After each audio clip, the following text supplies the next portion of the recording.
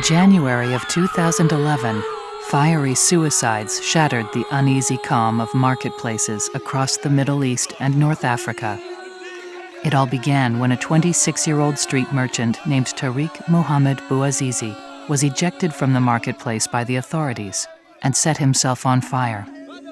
In little more than 2 weeks, he would die of his wounds and set off a series of revolutions that would become known as the Arab Spring.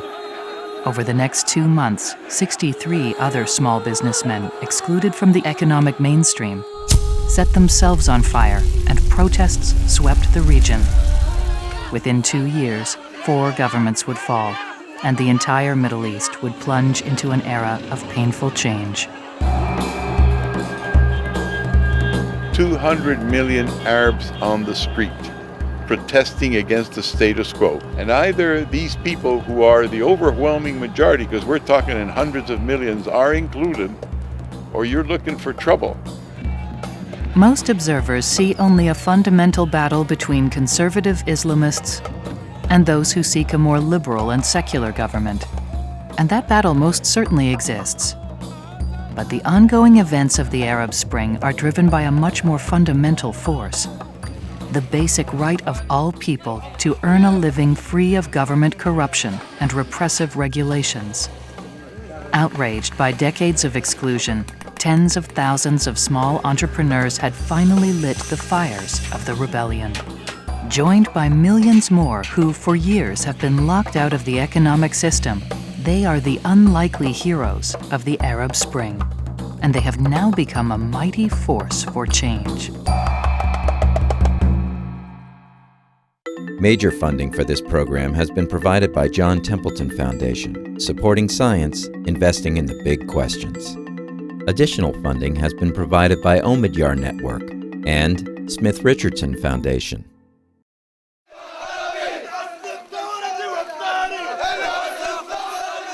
Tarek Bouazizi and those that followed him in his desperate suicidal act became the martyrs who set off a seemingly endless series of revolutions. Bouazizi's fiery image became the icon of protest for the excluded. To Hernando de Soto, the Arab Spring is not an issue of religion. There's something called the global economy. It's creating prosperity. And Bouazizi and his like have not been included. They feel excluded. This is what it's about. Mohammed Ben Abbas Macaulay is another small businessman. So alienated by the authorities, he also attempted to take his life. He survived, but remains bitter. حاولت بكل الطرق باش ناخذ فهمتني حقي في المجتمع كشغل يعطوني قرض نخدم بيه يعطوني ألف حاجة ما جيتش. In desperation, millions like Macaulay and Bouazizi, working to make a living, yet locked out of the social and economic system by Byzantine laws and massive corruption, took to the streets. Almost overnight, protests had spread throughout the region, and there seems to be no end in sight. This is major change. 200 million Arabs who work outside the legal system. That's what they have in common. They work outside the legal system. It's a revolution. To me, the message is quite clear. The Arab Spring is a huge shout for inclusion. For De Soto, today's events are an echo of ancient times.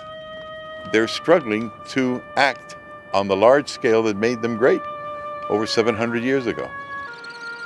In that golden age of Islam, the Arab Empire was organized under a single legal system of innovative business law.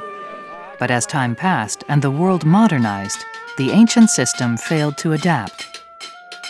But other Islamic nations like Turkey did adapt, proving that Islam and free market capitalism are indeed compatible. Why then does the region remain so poor? Is it an ethnic thing? Is it a religious thing? Is it a cultural thing? Is it the food? Is it the camels? Is it the pyramids? Is it the sand? What is it that makes them so poor? Peruvian economist and property rights activist Hernando de Soto has come to the Middle East to find out. De Soto has spent decades investigating the economics of the developing and post-Soviet world. He has co-chaired committees at the United Nations and testified before Congress. Along with his organization, the Institute for Liberty and Democracy, the ILD, he has assessed the plight of the poor around the globe. De Soto and the ILD have become international advocates for 2/3 of the world's population, locked out of the global economic system. Now, his concern for the excluded poor has brought him to ground zero of the Arab Spring. The Middle East and North Africa comprise one of the largest Muslim regions of the world. Tunisia lies on the northern coast of Africa, just a few short miles from Italy. Its great historical sites draw travelers from all over the world.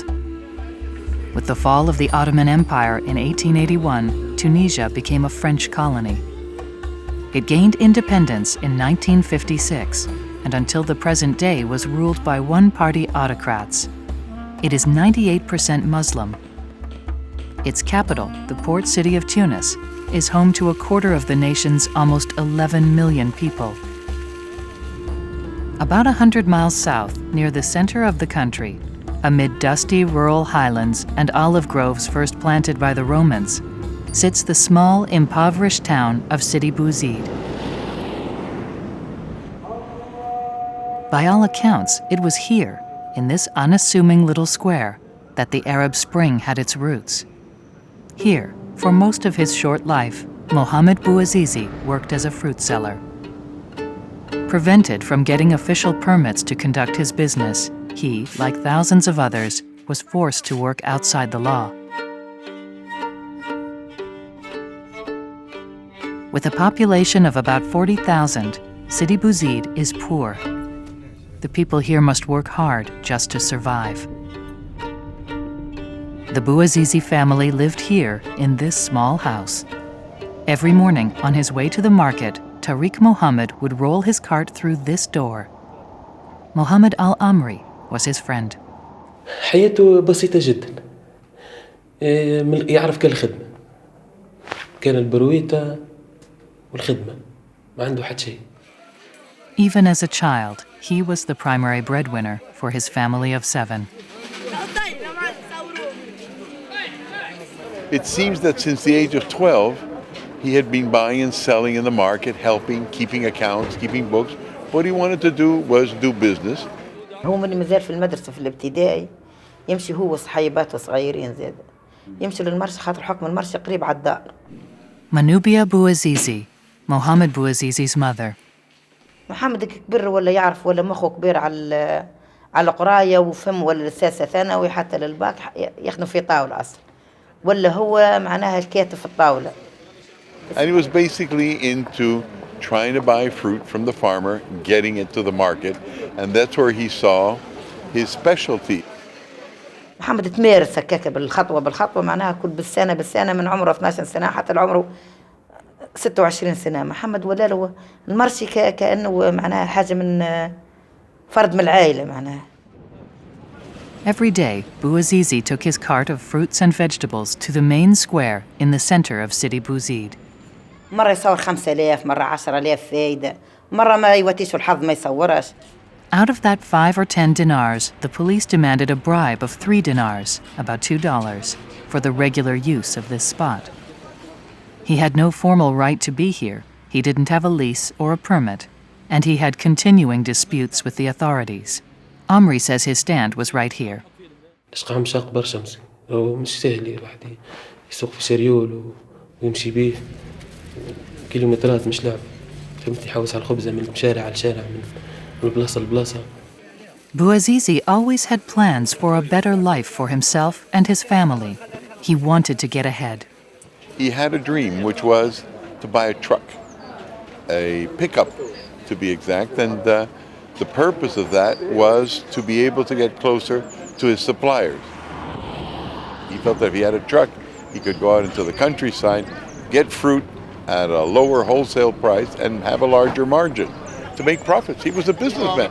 That's all there was to him. We've tried to find something else. Make him a saint, make him a devil. There's nothing that leads one to think that he was out of the ordinary. December 17, 2010 dawned cold and windy. Tarek Bouazizi, his sister. مشى خرج الصباح كيما كل يوم، عبى السلعة متاع الخضرة متاعو وكل شيء وقصد ربي. نهارت يعني جمعة الصباح معناها هز الشريول عباه بالخضرة ومشى يخدم. He obviously has some kind of a personal conflict with a policewoman and two government officials from the municipal government who want him off the streets. يدور في البلاد في وسط البلاد وكانوا يمنعوا فيه ويعطوه برشا عديد الخطايا. الأعوان التراتيب ضيقوا عليه ياسر وما عملوش فيه الباهي، وما هوش كان هو وحده، معناها هو الأكثرية مع برشا زاد من التجار الأخرى اللي تبيع. And they many times would go up and try and take some of the vegetables away or some of the fruit away, like as if it were a special tax. That kind of thing always bothered him enormously. But in this case, they took all his stuff away. جاتو هذه العون التراتيب هذه منعاته يعني باش يبيع في الغادي. What was taken away from him was what he had on his cart that day, which were crates of apples, crates of bananas, crates of pears, and scales. هزت له معناها سلعته كل شيء، جت باش تعدى الميزان، حب يحمي الميزان متاعو، ماكل الميزان هو اصلا مش متاعو، ميزان الكترونيك ماهوش متاعو. هما قال لهم ابعدوني سيبوني خلينا نخدم على روحي، راني انسان بسيط ما عنديش حتى مرض، هذا رزقي، هذا العمل اللي قاعد نقوم به. جا باش يحميه، هي تجبد وهو يجبد، كي هي جبد معناها الميزان من عندها بالقوي، كي تجرحت هي عطاته معناها الكف هذيك كيف صارت الحادثة. His merchandise was bought on credit.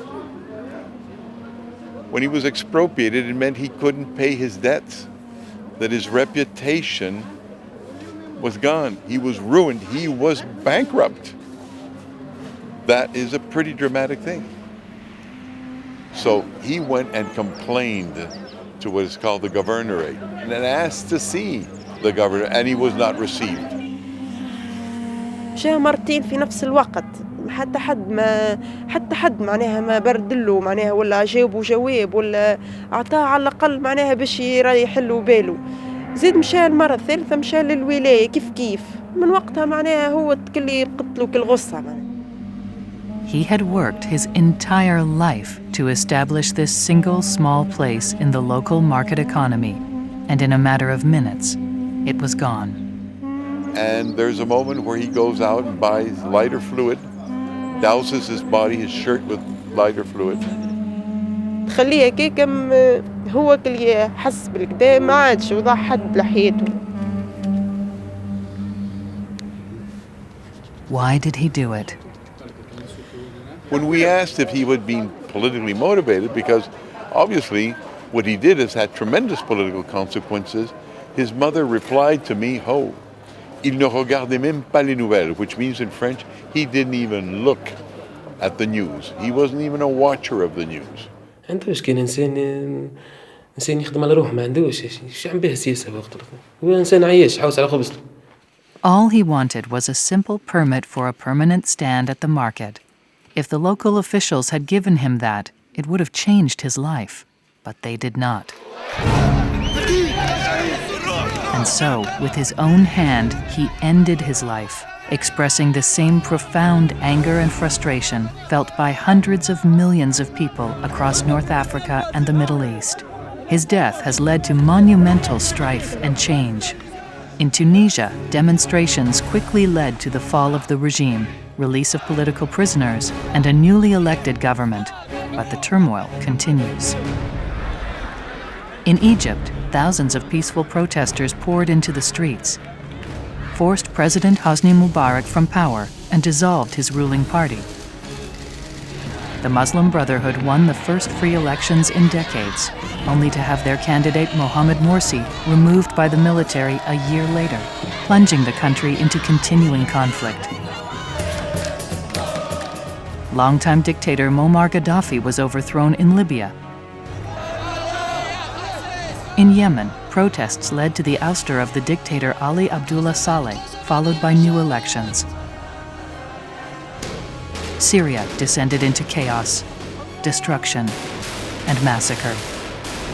Major protests have broken out in Bahrain, Algeria, Iraq, Jordan, Kuwait, Morocco, and Sudan. Demonstrations have occurred in Mauritania, Oman, Saudi Arabia, Djibouti, and Western Sahara. And all of these transformations seem destined to remain unfinished. Bouazizi's death has resonated with millions across the region who felt excluded from the system. There's no other way to explain the fact that so many people came out behind him and that the first reaction of government was to put him on a postage stamp because he symbolized something. He was an instant hero. The Tunisian government not only put his image on a postage stamp, they created a monument to him and his cart. Yet millions of people like Bouazizi remain locked out of the social and economic system. Tunisia's small, elite formal sector operates under a unified legal system that connects them to the globalized world. These people have access to all the tools of the developed world: credit, property titles, and registered legal business entities such as the corporation. It is the kind of business law that enables them to make legally recognized and enforceable transactions with people anywhere. But the overwhelming majority of Tunisian citizens are prohibited from operating legally by a complex and corrupt bureaucracy, and they must work without these tools. The result is something called extra-legality. They are stuck working extra-legally in an all-cash, no-credit world. They are doomed to poverty, locked into businesses they can never grow. Extra-legality or informality is the condition of people who basically conduct business on the margins of the law, which means not illegality, that you're doing something against the law, that you're criminal, you're just not working within the legal system. There is an essential difference between extra-legal and illegal.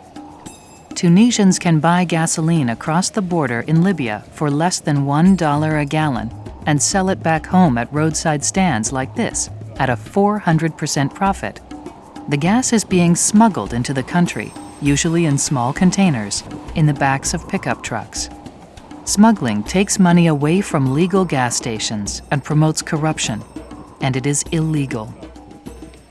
On the other hand, small businessmen like these are extra-legal. Because of overly complicated regulations and excessive fees, these small entrepreneurs cannot afford the time, nor do they have the money to register their businesses with the government. They want to be part of the legal system. They just can't. Because participating means being able to make safe contracts with everybody, being able to get credit, having an identity that will be recognized on a broad scale throughout the world, and having the possibility to organize production so that they can enter foreign markets. They can't. In the extra-legal economy of the developing world, from Asia to Africa, people live on land that is not titled and run businesses that are not registered. They operate informally, outside the formal written legal system, but within their own system, using their own rules. But their rules have serious limits. They can't accumulate capital, because to get capital, you'd have to get financing. For that, you'd have to form a company, you'd have to be able to issue shares. But the family that runs this restaurant can't issue shares to attract new investment, even though their business is booming. They can't afford to open a second shop. They can't employ more people. They can't prove they have potential. How do you spot potential? You spot potential because you are actually able to look at documents. There's no way that I can document in such a manner that I can show it to a banker and he can say, yes, you caught that amount of potential, and therefore I'm going to give you a loan against it. A flatbread maker could expand her business beyond her neighborhood if she brought in a new partner with money to invest. But would the new partner really have an investment in a legal company? Not unless the owner first legally registers her business. But that's not easy. Researchers from De Soto's Institute for Liberty and Democracy have discovered that just to obtain legal authorization to open a bakery in Egypt, it would take 189 days of government red tape and cost $1,212. Unless someone can smooth the way for them, it also involves dealing with 29 government agencies and 215 different laws, all to prove potential. The whole capitalist system is essentially made out of developing potential, but potential is what it is, potential. It only exists and can be capitalized if it's informed by property title. A locksmith who wants to pass his business on to his son would have a problem if he didn't have a property title. When he retires or dies, his son won't be able to legally inherit the business. Potential only exists if it's informed by the fact that I have limited liability so that I never run too many risks. Many businesses have unique risks. If there were an explosion or fire, would companies like this one be able to limit their liability? Or would they be forced to close? Would its owners lose everything? A sudden storm could ruin these fabrics. But without a legal title, they have no insurance, so they must take their chances. All of that potential cannot be picked up. It's like as if you had a fork and you were running it through water. You can't pick it up. So here's all the entrepreneurship, but there's no capital. The region is filled with highly skilled metalworkers, but most have no legal documentation. They're unable to do business with people they don't know and are locked out of larger markets and the possibility of exporting their products. So being excluded in a capitalist system isn't because there are chains and barriers that separate you from something. It's simply because you don't have that range of documentation where everything of value is documented in such a way that there's absolutely no doubt. Capitalism is something that's invisible, it's written down. None of that exists here yet. Throughout the region, thousands of businesses operate outside the system without the benefits of good law. To get his business legally registered in Sidi Bouzid with full rights to sell in the market would have taken Bouazizi 54 procedural steps over 142 8-hour days at a cost of over $3,000, more than he earned in a year. Which is why virtually no one has a registered business. Here in Tunisia, Hernando de Soto and his Institute for Liberty and Democracy has revealed that 85% of all Tunisian businesses are extra-legal, as are 82% of Egyptian businesses and 85% of all businesses in Libya. With the vast majority of their citizens excluded from the marketplace, the countries of the Middle East and North Africa have little chance to prosper. None of the organization, none of the credit, none of the things that allow you to rate somebody and its potential. Just the desire to do something, but none of the laws and rules that allow us to get better organized. That's what's missing in the Middle East, and that's what's got to come. And not only business people are excluded. Most citizens of the Middle East have no legal title to their private property. And Mohammed Bouazizi was no exception. To get a property title to his deceased father's land, which he could have used as collateral to buy the truck he so desperately wanted, would have required 62 procedural steps over 499 days and cost almost $3,000. Many families have purchased plots of land here in Tadamoun, a subdivision of Tunis. Most have done so without following legal procedures because, like Bouazizi, they can't afford it. It would take at least 6 months of their lives and cost more than many make in a year. But they want to have documentation, so they create their own. Many have secured an extra-legal document that proves, but only to those in the nearby community, that they have a right to their property. But the power of an extra-legal document is limited to the local neighborhood. Perhaps no one will evict them, but no financial institution will give them a loan based on this document. If someone challenges their claim, they'll have a hard time proving their legal rights to it. And if the government wants to expropriate their property, it will be difficult or impossible to prove that they own it. But extra-legal documents are the best that 70% of the people across North Africa and the Middle East can achieve. Because of laws that are impossible to follow and having no one to facilitate the process, 92% of all Tunisians have no official titles to their property, nor do 90% of all Egyptians or 90% of Libyans. The single common economic denominator in the Middle East and North Africa is the huge number of people who are without property rights, who are doing business extra-legally. These are the people who remain at the heart of the Arab Spring. They are left with no means to generate capital, guarantee credit, or create additional value, the core financial tools of modern societies. Capitalism is not only about buying and selling. Capitalism is about having good property rights. It's about having good law. It's not a question of saying markets don't work. Of course they work. What doesn't work are the laws that are required for this to actually create the kind of prosperity and employment that this country needs. The poor are not only underemployed and locked out of the system, they are looked down upon. And the Arab word for that is hogra. What we gather from the different people we've talked to is that it has to do with contempt. Hogra is continuing and pervasive contempt, insults, and humiliation from officials, the police, and the bureaucracy against people who simply have no connections. وفات محمد نتيجة الحقرة. حقروه. حقرة بأتم معنى الكلمة. في التبديل الثورات العربية اللي قاعدة تصير تو. فهمتني؟ نتيجة الحقرة مع الزوالي. لما تخش لإدارة مسؤولة هندامك كلمة غير لايق وجهك غير لايق ما يتلفتش لك عبرك شرعه عبرك حسب الخير ما يقولش لك ويدخل الآخر فهمتي مهندم ولد فلان يعرضوا بالحمل ويبوسوا منه وتفضل حتى كان ما عندوش حق يعطوله لأنك أنت منتمي للحزب الفلاني وتابع الطبقة الحاكمة ولد فلان يعطوك وتفضل حتى ما عندكش حق يعطولك وهنا يقول لي أرجع غدوة هو أرجع غدوة وقتاش هذه غدوة ونشوفني أصبر عليه يقول لك راه مازال غدوة في بعض غدوة لنطريح.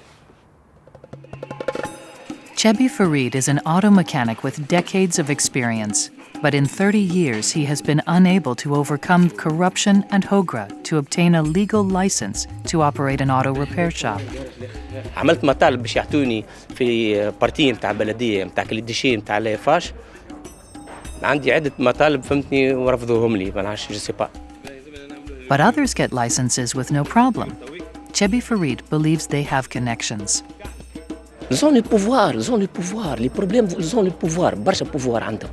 بالتليفون يقضي قضيته. وانتي تقعد فهمتي ما يحسبك حد tout simplement. And so, unless things change, Chebi Farid is destined to remain extra-legal. Throughout the region, who you know is still far more important than what you know, and more important than the rule of law. If a merchant can only afford to pay a weekly bribe, he can operate a small cart. But if he wants a more permanent stand, he needs a personal connection in government who will make his case to those in charge. Because those in power only run things for the benefit of family and friends, and as a result, governments have grown massive and inefficient, and private firms hoping to grow continue to be entangled by webs of bureaucratic red tape. It was not always so.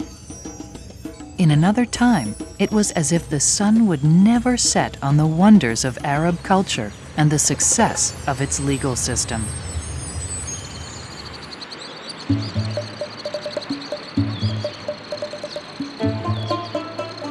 Nestled in the foothills of the Atlas Mountains lies the medieval Moroccan city of Fez. For 1,000 years and more, Fez was the heart and soul of Morocco, a world center of intellectual pursuit and creativity. One of the largest and best preserved medieval cities in the world, Fez pulses today as it did 1,000 years ago. Its winding streets and alleyways are wide enough only for donkeys. It's one of the biggest car-free urban areas in the world. Craftsmen still work as they have for millennia. Their skill and tradition has been handed down from father to son for generations. Centuries before European Enlightenment, Fez was the center of the Islamic world and the nexus of human civilization and achievement. There was a time when the Arab world was way ahead of all of us. The Arab world 1,000 years ago had enormous technological advantages over the West in many, many fields. Long before the birth of Europe's first universities, schools of higher learning were established across North Africa and the Middle East. Here in Fez is Karaween University. It is the oldest continuously operating university in the world. 1,200 years ago, it attracted scholars from East and West. At a time when the largest library in Europe housed just 5,000 books, 2 Muslim libraries held over 100,000 volumes each. It was a period of great Islamic advancement in learning. Islamic mathematicians developed algebra and trigonometry, combining Greek geometry with Indian and Babylonian ideas. And they brought the zero into modern civilization, and they had ships. They put in mathematics and astronomy. They started creating the check to begin with, systems of payment. Islamic astronomers made extensive and highly accurate maps of the heavens. Many of the stars in the sky are still known by their Arabic names. The ancient astronomers developed and refined astrolabes and sextants, water clocks, and timepieces. While Europe slept in poverty and illiteracy, Islamic scholars saved, translated, and studied the ancient Greek and Roman texts, which later found their way back into European thought. And long ago, the Arab world created an advanced legal system to encourage trade. For over 1,000 years, Fez has been a center for the production of leather goods. The Islamic world was a huge commercial zone where you could do business under the same legal system from one end to the other. Timur Kuran is a professor of economics, political science, and Islamic studies at Duke University. Commercial and financial regulations were developed by judicial experts who were merchants themselves or invested in commerce and therefore had a stake in the efficiency of commerce. Islamic trading laws of the day gave local merchants a competitive edge and thereby enriched the Islamic world. With the expansion of trade came the expansion of Islam. Because Islam was associated with a legal system that was compatible with commerce and that was useful in finance. These laws made it easy for even small merchants to combine capital and products from different families to form short-lived expeditions. When the expeditions returned, profits were split and the venture was ended as quickly as it began. Fez lay at the end of lucrative caravan routes south to Timbuktu and east to the Orient. Scores of caravanserai, or roadway inns, served the empire's traders. They stretched for thousands of miles across the region, each a day's travel apart. Traders would gather at the caravanserai to sell their goods or to join a caravan. They could safely spend the night, lodge their animals, and meet with other traders before their long journey. One of the problems with the Arab world is their immense culture. The huge civilization they represent, the traditions, the courage, the dignity, the beauty of the things they've been able to realize. But it's a problem too because they're overwhelmed by their history, so much so that they haven't been able to even slip into the 20th century. For its day, the Islamic legal code of the traders was an impressive body of law. But as time went on, the ancient laws grew out of date. Some countries made changes, others did not. And that contrast defines the region today.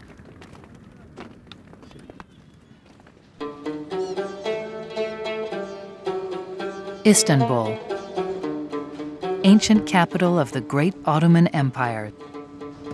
For thousands of years, this Islamic city was a major center of trade between Europe and Asia. Here, one can walk in the footsteps of Jason and the Argonauts, Constantine the Great, Marco Polo, and other adventurers who have passed through this place seeking fame and fortune. Today, despite religious tension, Turkey is a largely secular democracy with a booming economy and growing international influence, because Turkey provides evidence of the compatibility of Islam and free enterprise based on the rule of law. If we throw that switch of bringing in the rule of law, peace and prosperity will come. It happens everywhere. It's happening right underneath our noses today in both Asia and Europe. New bridges and scores of ferries cross the Bosphorus to connect Europe and Asia. Istanbul is the meeting place of two cultures. Located right where East and West meet, this ancient yet modern city embraces elements of both. And from this melding of East and West, a powerful business culture has evolved. Despite the country's serious political conflicts, Istanbul remains a major business center for the region. Turkey has benefited from several decades of economic growth, and today, while Egypt's economy suffers, Turkey boasts the world's 16th largest economy and the 6th largest economy in Europe. Its per capita earnings have doubled since 2002. They found a common language to trade with, a common language to invest in, a common language to share labor with, a common language to cooperate and gather economies of scale so as to create an integrated whole. Today, business hotels have replaced the caravanserai, and the global marketplace has eclipsed the caravan. Modern business law is in place, and Turkey is thriving. One of the lessons of the Turkish experience is that allowing modern economic institutions to develop ultimately brings prosperity. They've got infrastructure, they've got banks, they've got paper that works. You can collect the debt, you can accumulate capital, you can bring investors together, you can develop huge cities. And if the Arab countries develop these modern institutions, allow more members of their societies to take advantage of these institutions, they too will develop. But not without the kind of major changes that have made Turkey a business-friendly country. A very simple indicator of the ease of doing business is the days it takes to start a business. Across the EU today, the average is 14 days. In Turkey is 6. This shows a really business-friendly environment. Nakia Boyachigiler is Dean of the School of Management at Sabancı University. It's not rocket science. You need political stability, economic stability, fiscal responsibility, education, human rights, freedom of the press. These are universals. Even the best construction workers in the world can't build a skyscraper without sophisticated tools and machinery. Contemporary business requires modern tools as well. It is impossible for an entrepreneur to bring together resources, suppliers, creditors, employers, employees, shareholders with just his bare hands. He needs contracts, he needs property rights, he needs the statutes of business organization. He needs limited liability. He needs to be able to issue shares. He needs succession mechanisms so that his health doesn't interfere in the organization of economic wealth. Turkey has them all. The vast majority of the people of the Arab world do not. For many countries in our region, you need political stability and economic stability to go hand in hand. When you have those together, and we have the laws in place, fairly implemented across society, across the business community, then you can really have vibrant economic growth. The prosperity so obvious in Turkey is also evident in Malaysia and Indonesia. None of this was possible until ancient and outdated Islamic law was changed. Turkey is the only country in the region that has abrogated Islamic law in its entirety. Of course, mistakes have been made. Of course, there have been disagreements about which direction the country should go. but it has not been constrained by the need to remain compatible with Islamic law. But the threads of Islamic culture are woven throughout the fabric of modern Turkey and greatly influence the lives of millions of its citizens.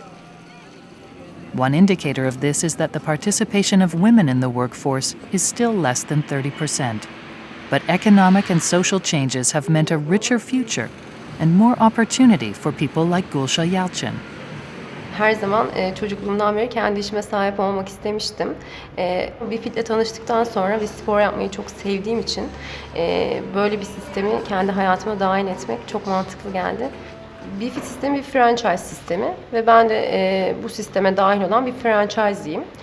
Bu salonun işletmesi tamamen bende. It took Gulsha one day to register her location, and 2 weeks later she received her documentation. To legally operate a sport facility, she had to take a 10-day course, and a month later she had her permit. Everything, including the course, cost $973. Daha önce kendi işime sahip olmadım ve aslında özel sektörde hiç yönetici konumunda çalışmadım. Güzel ve farklı bir deneyim. Çok güzel şeyler öğreniyorum. BeFit was founded by Bedriya Hülya. It's a nationwide chain of workout gyms that cater to women.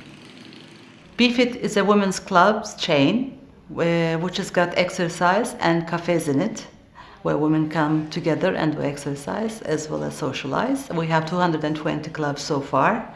All are owned by women. Members are all women. And our employees are all women. Hülya has enabled hundreds of women to own BeFit franchises and thus become entrepreneurs in their own right.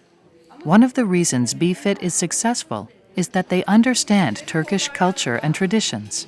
Culturally, it's not about Islam, it's culturally that we women in Turkey like to mingle together. And men like to mingle together themselves. And when I visit outside of Turkey and go to Middle East, I see the same culture.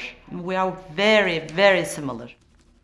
Bedriya and BeFit most probably could not have been created 30 years ago. And it's wonderful that she is here today. Turkey in the last 10 years has done a number of reforms that have really strengthened us economically. If we can also put into place the things we need to do on the political side, I think there will be no holding us back. Turkey is not problem-free. Corruption is still high by global standards. It's low by Arab standards, but Turkey still has a long way to go before we'll be able to call it an advanced industrial economy. And yet, Turkey is far ahead of other Middle Eastern countries. The problem is not that Islam is somehow incompatible with commerce, but rather that it did not develop the institutions necessary for modern commercial and financial life. Over time, some Islamic nations have adopted many useful tools, such as the corporation, the creation of stock markets, and limited liability. But they have been reserved for the elites of society. It's not that we don't know what needs to be done. The problem is that there are vested interests that stand in the way of reform. North Africa and the Middle East have long suffered from weak civil societies dominated by a strong central autocracy. Most business in Middle Eastern countries is dominated by a partnership between the state and wealthy elites who have resisted the modernization of business and property law to benefit themselves. If the region is to have stable democracies, it will have to develop strong civil societies, and that is going to take time. It took 60 years to bring widespread prosperity to the people of Turkey. Governments of the Middle East and North Africa may not have 60 years. What do governments need to do? Basically, it's a discovery process. You're not going to imagine the new law, you're going to discover it. What are people doing on the bottom? What do they do every day? How do you then get the common denominators, bring it all together, and draw up something that is culturally friendly to all the people? As Arabs grow into a global economy, they're going to have global laws, universal standards, but with local roots. When you see the world of capitalism, it's not exactly the same. There is a Japanese way of doing business. There's a French way of doing business, but yet they all interconnect. That's what's going to happen if everything goes well in the Arab world. In the 19th century, the Industrial Revolution transformed the Western world. Now, contends De Soto, it has come to the Middle East. The Industrial Revolution has come into the Middle East and North Africa with another name. Here it's called the Arab Spring. There's a feeling among many people that the Industrial Revolution was something that has been, that we got past. In fact, the Industrial Revolution is ongoing. The Industrial Revolution, that occurred some 200 years ago in the West, brought forth magnificent technological achievements. Sure, there's a technological leap, but that technological leap couldn't have happened in small markets. You needed large markets. So Industrial Revolution doesn't start off with technology, it starts off with the collapse of things on a small scale. So the fact that you start getting a 19th century revolution that simply wants to give everyone the democratic right to buy and sell and produce according to your own merits is a very revolutionary act, and that means they're going to call for new institutions. So it's going to produce huge amounts of change, and if resisted, huge amounts of strife. This is not an Arab revolution. This is a revolution taking place in the Arab world.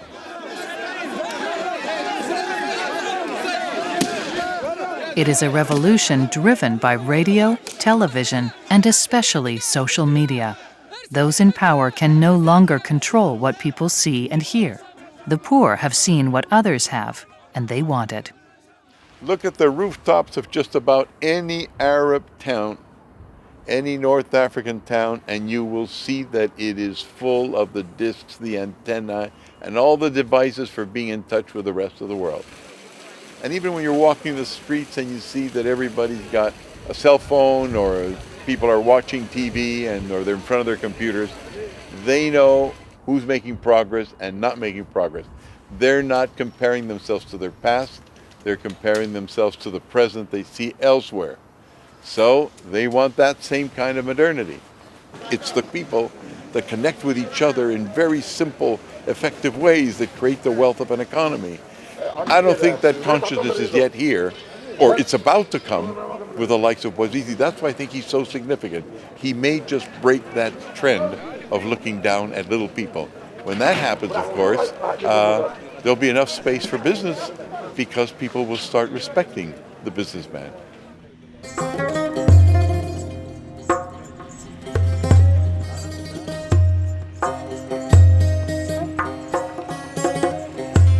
Mohammed Bouazizi's brother, Salem Bouazizi.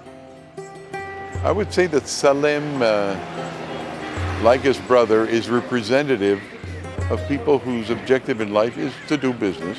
كنت نخدم مع خويا ساعة في الخضرة، ومن بعد عام 96 من سيدي بوزيد جيت لصفاقس. Well, Salem Bouazizi is a carpenter. نخدم صالونات، بيوت قعاد، بيوت نوم، نجار عامة بصفة عامة.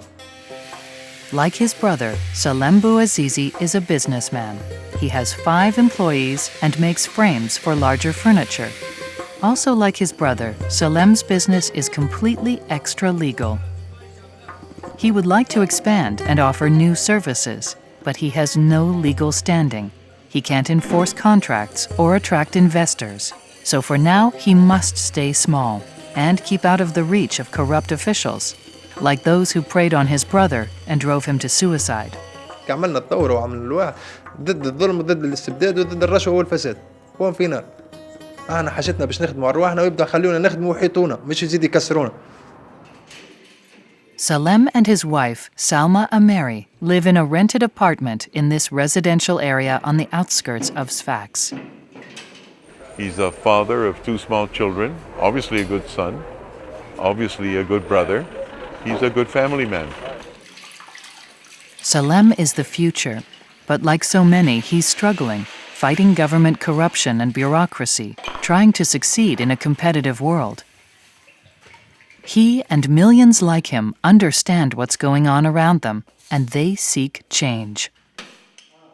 الدولة تعاون كان في الكبير اللي عنده العمارات واللي عنده المليارات تزيد تعطيه بيجي يزيد يغم الزوالي والصغير قاعد في العفس. الدولة لها كان في الكبار والكبار هم ما يشبعوش.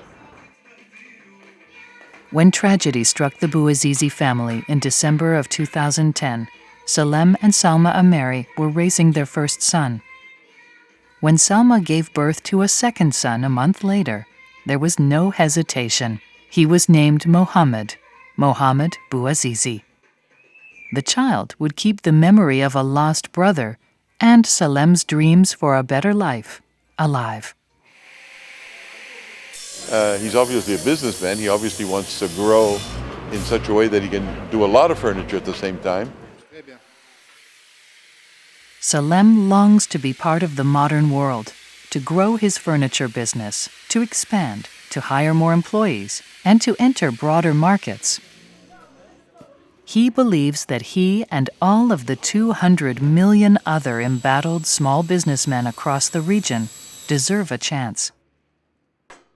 But governments are focused on attracting foreign investors. The local people who have insight, understanding, and energy are kept out of the markets. I think it's the time for the Arabs to start recognizing that these are people trying to make things efficient and that the future belongs to them and we should help them.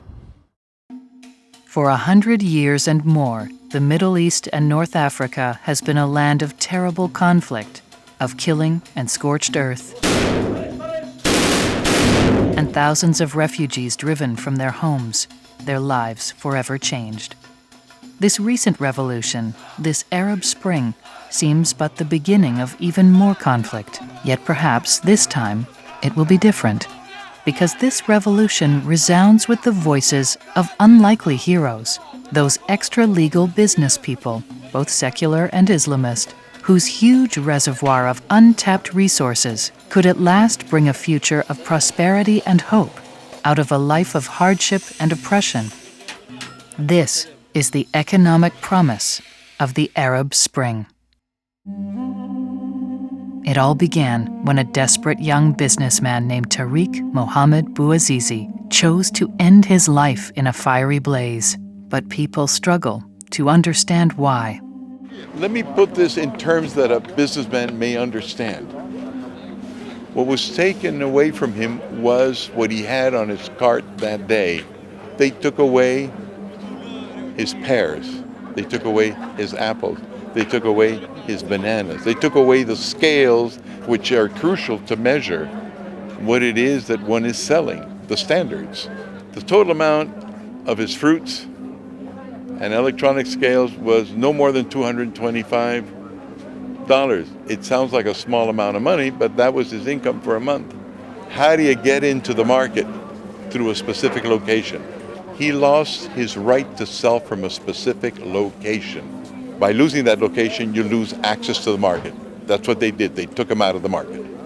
No credit, no reputation, no location. The man was bankrupt. He'd lost everything. He lost what his neighbors in Arabic call amal maktua, my pronunciation, but it means he lost hope. He saw no future for himself anymore. And an hour later, he took his life. Obviously, hundreds of millions of Arabs identified with his suicide. And it was quite clear that he had been expropriated. The notion of property is there among hundreds of millions of people. That was his message. People have rights. And among those rights are economic rights.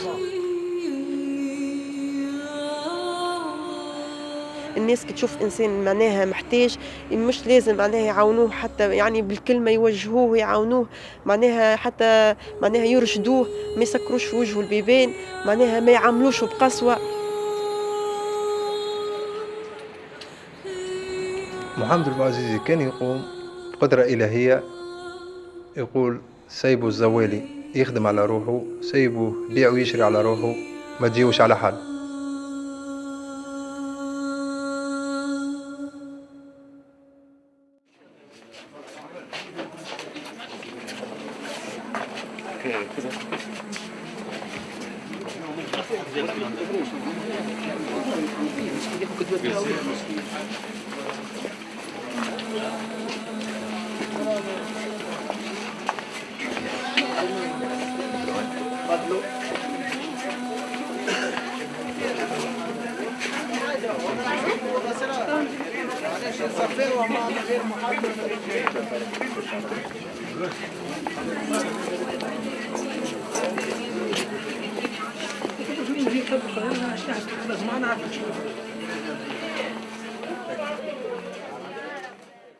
Major funding for this program has been provided by John Templeton Foundation, supporting science, investing in the big questions. Additional funding has been provided by Omidyar Network and Smith Richardson Foundation. Unlikely Heroes of the Arab Spring is available on DVD. For more information or to order a DVD of this program, call 1-800-876-8930 or visit www.freetochoose.net.